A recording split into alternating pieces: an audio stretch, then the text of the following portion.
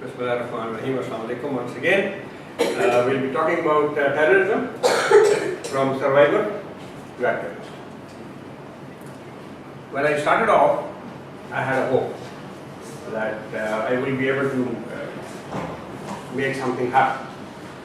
And very soon I realized that hope was not going to get me anywhere. I had to do something. I had to make an endeavor. And I started that endeavor on my own. And today, fortunately, I have a lot of people with me. And it's a real honor for me that Dr. Mehboob is here. And he's come all the way from Peshawar to be with us.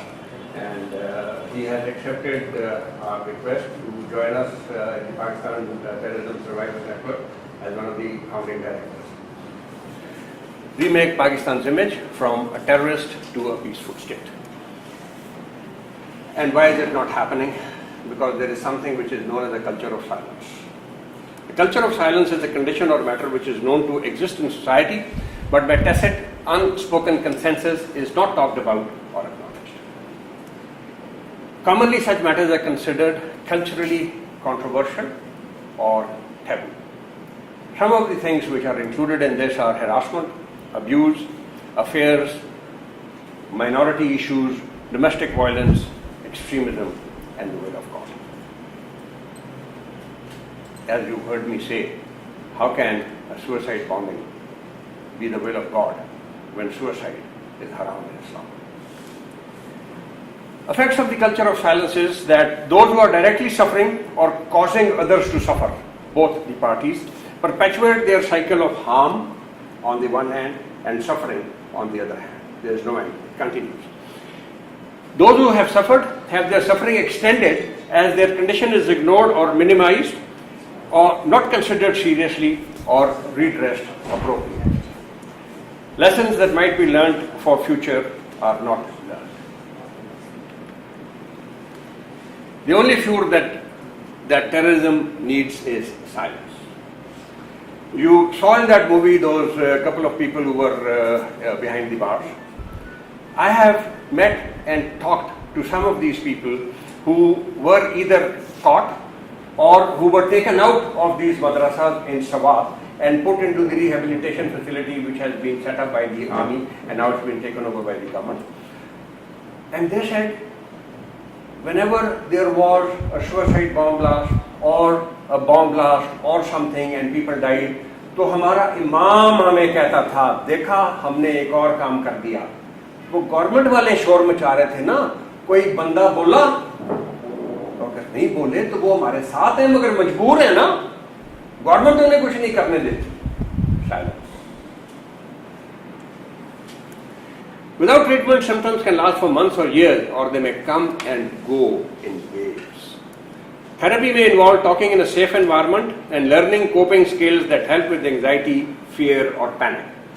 मगर अगर हम उसको याद दिलाते रहेंगे तो वो coping strategies कहाँ से लेके आएगा? उसको भी पता होना चाहिए ना कि उसको PTSD हो रहा है.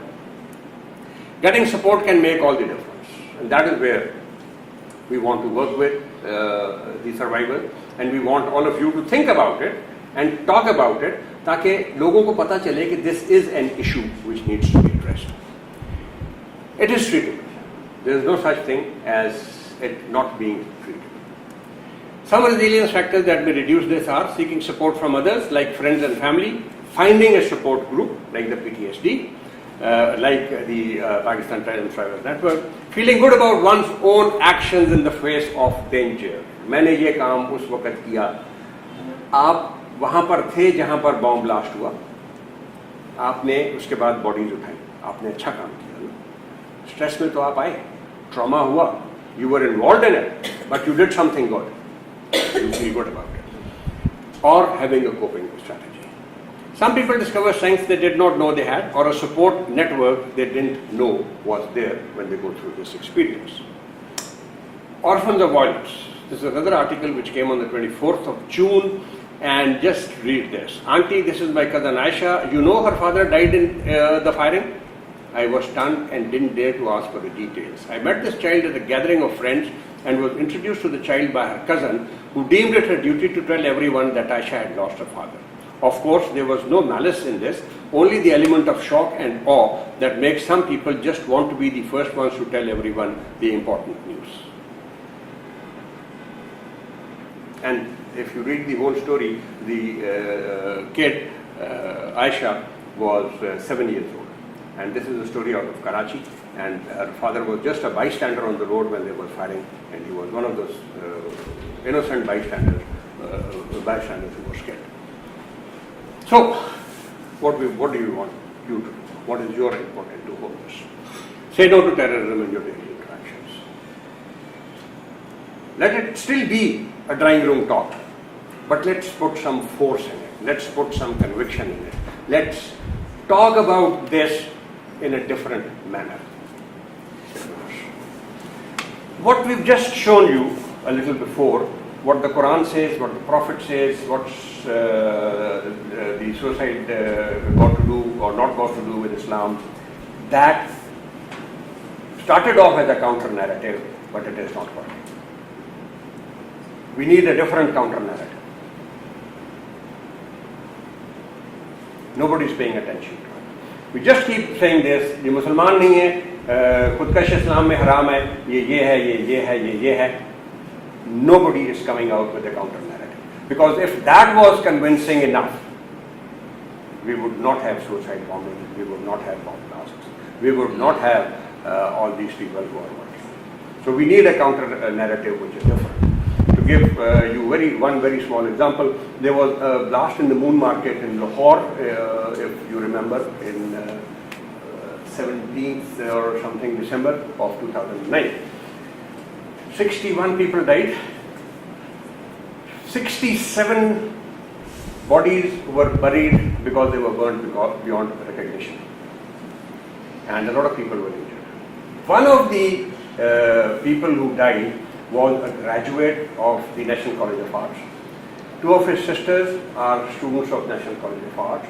His brother is a manager in a government autonomous organization. They are from North Pakistan.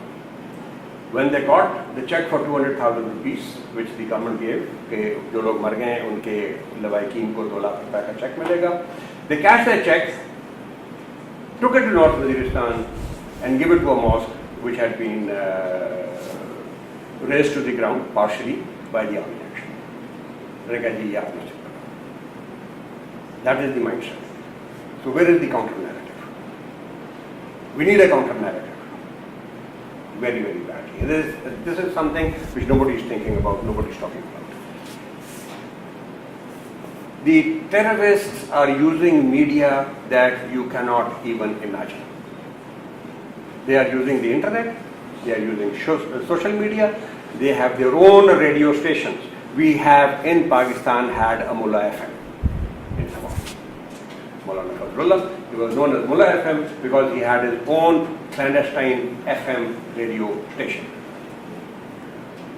And anybody in Swat, जिसके घर में से मुल्ला FM की आवाज़ रेडियो की नहीं आ रही होती थी, किसी और चीज़ की आ रही होती थी, तो वो घर को रॉकेट से उड़ा दिया करते थे या उसमें करें। ये हमारी अभी याददाश्त की बात है, ये 2-3 साल पहले की बात है, ये कोई इतनी पुरानी बात नहीं है कि हम लोग भूल जाए। Counter media suggestions, if they are using that media, क्या हम सिर्फ अखबार में इश्तिहार देंगे कि ये हम नहीं काफ़ी हो जाएगा? That is what we want you to help us with. If you learn of any survivor, please connect them to us. Be watchfully alert for vulnerable youth. Join us to speak the truth to them. The truth is that Islamabad is not New York. The Islamic University was not the Twin Towers. The people who died were not kafirs. They were not goras. They were not anything. उनमें जो काले थे और जो गोरे थे वो भी मुसलमान थे